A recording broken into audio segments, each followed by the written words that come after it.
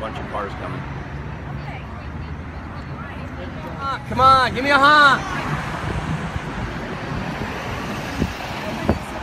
Let's go, give me a honk. Oh, Postal Service won't do it. Come on, just a little chat. There you go, louder, louder, one more time. There you go.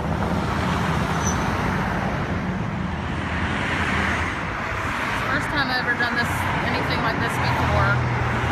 It's touched my heart for Ponce, and a harsher punishment needs to be done, and justice has to be served for people that do this to poor animals.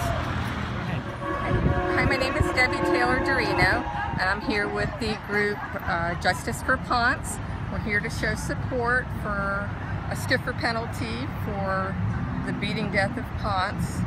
We also have a petition that is created online that I created to try to pass a bill to make the laws stricter, the punishment harsher, give more jail time for people that abuse, torture, kill animals, dogs, cats, animals in general, to cover all of it. Go ahead. Hi, I'm Dennis Fogel. What I'm hoping to see out of this case is a little bit of jail time, at least, as opposed to community hours or probation of any sort.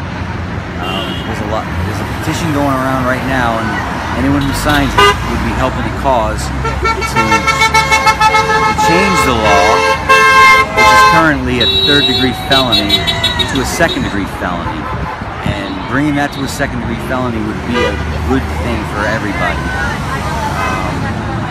Personally, I just want to see him get some kind of punishment for what he did to this animal. And unless you're actually there listening to it, it's probably hard to understand why someone could be so passionate about seeing someone get some type of punishment for it. But that animal did not die a nice death. It was a very violent death.